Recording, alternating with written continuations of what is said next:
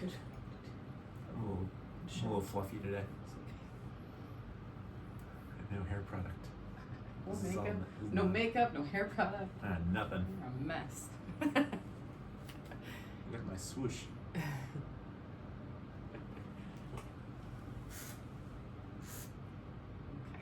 We're live. We are live. Happy Friday, everybody. Hi friends, happy Friday. Happy Forge Friday Coffee Talk. Bing. Bing.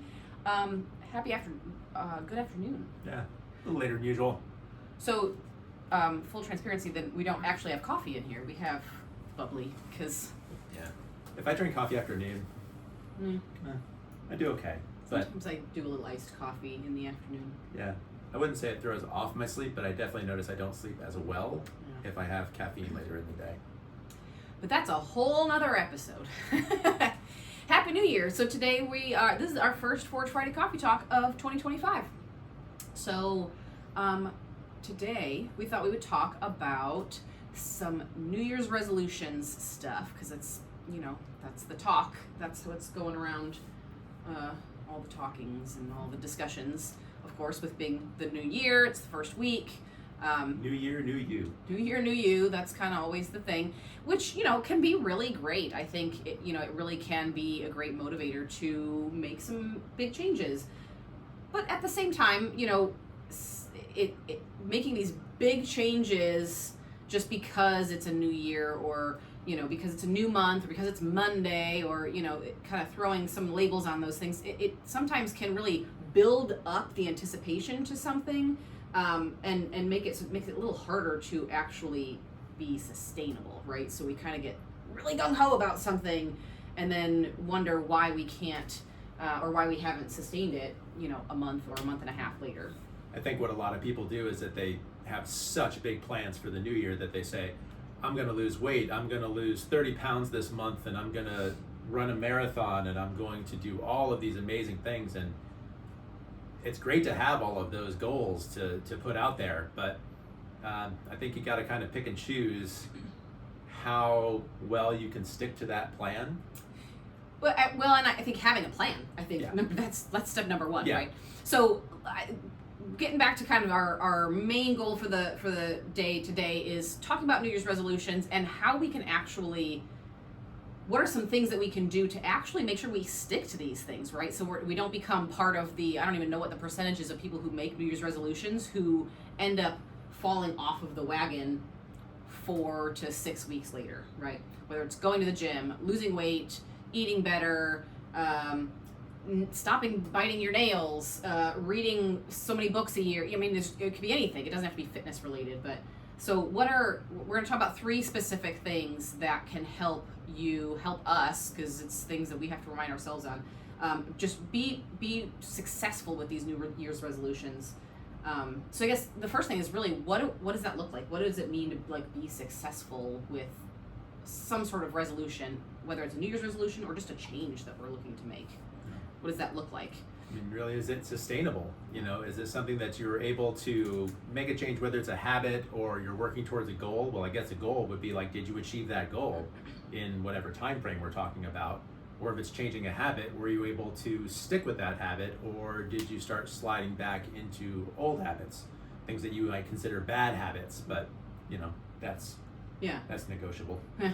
And if you're trying to make these changes, it's oftentimes these are things that we're trying to make these changes for the long term, right? Not just like make a big change for a month and then forget about it, right? Because then it's not become part of our routine and all that kind of stuff. So, I think to be successful is like, has it become part of your everyday life, whatever it is, whether it's exercise, nutrition, nail biting, reading a book, has that become part of your routine? I think that would be, that would be kind of a good way to say like it's been successful. And that's not just a month or 4 weeks or 6 weeks.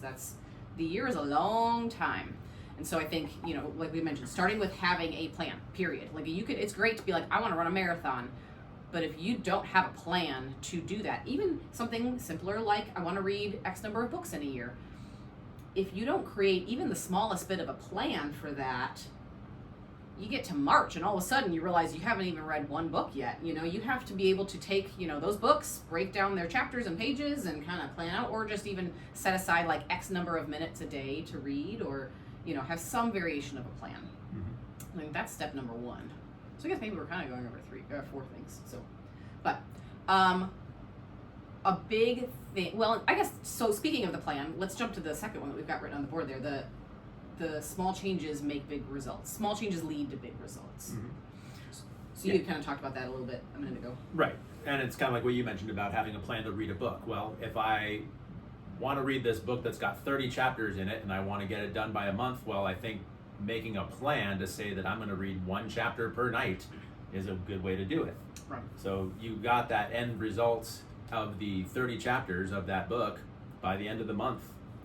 And if you stick to that one chapter per day, and let's say that chapter is 10 pages, or, you know, just saying that for an example, but 10 pages per day, that's something that's achievable. Yeah. You know? Yeah, It's not this big, huge task of like, oh my God, I've got to read this whole book. Right. It's 10 pages a day. That's completely doable. It's bite-sized chunks, right? Taking this bigger goal or this bigger thing that you're talking about doing or wanting to do and breaking it into bigger sized chunks. So that really is helpful for if it's, you know, kind of more tangible, like reading so many books in a year, or I want to get, you know, my first pull-up in the year, or I want to run this marathon, right? So those are kind of more tangible, where you can take that goal and then kind of break it into smaller chunks. I really think, though, that it can also be, you know, if you're wanting to try and like remove something, I want to use less, I want to go less screen time, right? Like I want less mindless scrolling on social media. You can still kind of, in a way, break that into smaller chunks and just focus on the day-to-day, right? Like focus on the little, you know, focus on like not thinking like, oh my gosh, well I've got to go this whole week with doing less, you know, screen time. You just take it day by day. So you can kind of break it into smaller chunks that way too. But that's how, you know, that's how I think realizing that most of these things that we always want to work on or improve upon or better ourselves for, they take time, right? They're not just going to, you're not going to lose 50 pounds in 2 weeks. You're not going to learn how to run a marathon or prepare your body to run a marathon in a month. Like it takes time, and so you have to be able to break it down into chunks so that you ease yourself into these things and kind of build along the way. Yeah. And as I mentioned before, that's where people will tend to crash and burn, is because they try to do too much too fast. Right. Like I said, you want to lose 50 pounds. Well, losing 50 pounds in a month and a half is probably not going to work for you. It's not going to be sustainable. And if you do, it's not healthy. It's not a healthy way. But 1 pound a week, yeah, that's doable. For sure. And if we look at that over a course of a year, well, you can lose 52 pounds in a year if you maintain that same pace. Yeah. That's an amazing change. So you look at that long-term goal spread out over time, because you've already made that a habit. Yeah.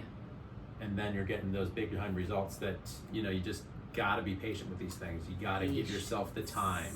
That's the huge key right there, is patience. So wanting big results is great, but knowing that you have to break them down into smaller bite-sized chunks, and just being patient and allowing the time to pass, right? Just getting it, again, letting it become part of your routine so that you're not even having to think too much about it. It just becomes your daily task, and then after a while, all of a sudden, you look, you know, 6 months later, and you're like, wow, I've made huge progress because it's just become part of my day. And then that becomes a motivating factor too, because then you see your progress and you want to stick with it. Right. Especially when you start, you know, getting those little daily check marks. Yeah, yeah. You don't want to miss a check mark now. Right. Yeah, competition, lots of us are competitive. I've always been very competitive with myself more than with anybody else. So those kinds of things really do help me, these little like habit trackers. So, and speaking of motivation, that's another thing that we wanted to talk about. So the difference between motivation and discipline, right? Everybody who's making these New Year's resolutions right now, it's very easy to feel very motivated when there's a new year, a new month. You know, it's this, everybody is talking about it, so it's very inspirational and talking about, you know, all the different things that they're going to be doing and all the goals they've got for this year. So it's very easy to be motivated when it's just kind of like the right time to be making all these changes and all these goals. Problem with motivation is that motivation is fleeting, right? Motivation is a feeling, it's an emotion. Our emotions change and fluctuate throughout the day. Some more than others. But you know, You're pointing at yourself or you're pointing at me there? I think you know the answer to that one. Yeah. Anyways, so motivation. I just heard. I read something earlier today actually that said that motivation follows action. So in order to actually, motivation's not. We can't wait until we just feel motivated, because some days we might and some days we might not. But you have to instead first take action on the thing, whatever the thing is, and your motivation will follow. And that's where he was saying, like, you know, as you start to see results, then you become more motivated to continue doing the thing, because you're getting this positive loop feedback that encourages more motivation. Yeah. And even then, there's going to be days where you don't want to do it, and you know you should do it, you have to do it, whatever way you want to say it to yourself, but that's where discipline comes in. So the saying is, what, discipline takes over where motivation fails. So it might just take those days where you are feeling a little bit lower to just be like, all right, I'm gonna have to kind of just put on my big boy, big girl pants and just get this thing done. Yeah, you gotta dig deep. And you know, I think a big part of that is knowing what your why is. You know, we a lot of us make these goals like, well, I want to lose 30 pounds, or I want to get my first pull-up, or I want to run a marathon. Why? Challenge yourself in the beginning of this whole process. Dig deep and find out why it is that you actually want that goal, or you want to stop doing that habit or gain a new habit, or what is your why? And sometimes it's hard to kind of figure that out, and sometimes you have to ask yourself a couple of times, like, well, why do I want to run this marathon? Well, because it's something I've never done before. Well, why is it something you've never done before? And then you answer that, and then you ask yourself, why that? And then so there's that thing of like asking yourself why 5 times to really niche down and get to that, like, the true, honest why, not just like, well, it sounds fun.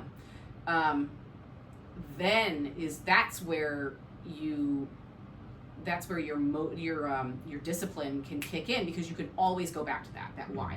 You know, I don't feel like getting up early to go to the gym right now, but if I don't, it's going to put me that much further away from my goal, from that why. Right. And then a lot of times that why comes down to trying to do the best that you can for someone else too. You know, sometimes you're doing these things for yourself, but sometimes you're like, I want to be the best version of myself for my family, for those that love me. And that sometimes is where accountability comes into play too. So we think about sometimes you'll see better success when there's skin in the game. You've kind of shared these goals with someone. You have someone else to hold you accountable for those days when you're feeling like you might not be up for it. Sure. So that accountability factor, they found that is a huge matter of success when it comes to achieving the goal of sticking to this new resolution or not. Yeah. And that can be, you know, a very public goal. Like nowadays with social media, people are throwing that stuff out there on social media. I'm going to run a marathon in, you know, I was going to say July, but that would be a mistake here in Florida to run a marathon in July.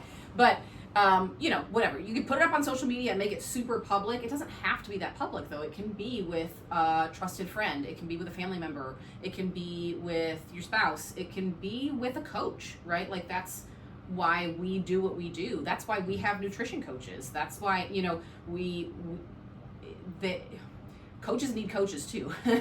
So, you know, and it's an investment in ourselves to be able to spend that time and that we need to be able to have that relationship with our coaches. So, you know, and that's what we can provide for our clients as well. Yes, we're physical therapists. Yes, we treat injuries. But really at the heart of what we do is help people reach their hopes and dreams and their goals. And we do that by helping with accountability, and actually helping create plans for people, breaking things down, these bigger goals, and breaking them down into smaller bits, and helping people get it to the point where it is more of a discipline and part of a habit. It becomes habit and routine, so that we can rely less on motivation and more on just the habit and the routine of the whole thing. So that's where we come in for y'all. Yeah. I said y'all. I am from the north, but I'm becoming. I'm becoming more Southern, I think. One of us. Well, yeah, it has happened. I think it's been long enough, but yeah. So I think that's a great way to end the talk. I think. Yeah. If you want more, Paul actually just wrote an email that got sent out this morning and has a whole bunch of tips. More tips on how to be successful in the new year. So if you are looking for, if you'd like to read that, shoot us a message down below or shoot us a DM and we can get you on our Forge Flame newsletter so that you get that email, get all the other emails. We, keep people posted on what we are just doing around town, different workshops and things. And speaking of workshops, our next workshop is going to be at 352 Fitness and Nutrition. Here in Gainesville it is now going to be the 18th, so not a week from tomorrow, but 2 weeks from tomorrow. We're going over some deadlift skill set. Yeah. So everybody loves the deadlift. We're going to make sure that you are solid and bulletproof in that deadlift. So again, if you're interested in that, shoot us a message. We'll be putting more information out on times and all that kind of stuff. So, but yeah, so just hit this ground running, guys. New Year's came on a Wednesday this year, so can't wait. I mean, you can always wait till Monday. It's fine, but the best time to start was yesterday, and the second best time to start is right now. No need to wait for Monday. No need to wait for the first of the month or whatever. You just gotta do it. Just rip that Band-Aid off. Right. Find your accountability. Hit us up if you need some help with planning and all that kind of stuff. Otherwise, let us know below. Yeah. What you got planned for this year? Yeah, what are your goals? What are your New Year's resolutions? Put them in the comments down below and let us know. We'd love to just hear what you guys are going to be up to for the next year. We can maybe we'll add some of ours too. Yeah, we'll revisit. All right, guys, have a great weekend. See you guys. Cheers. Cheers. Think.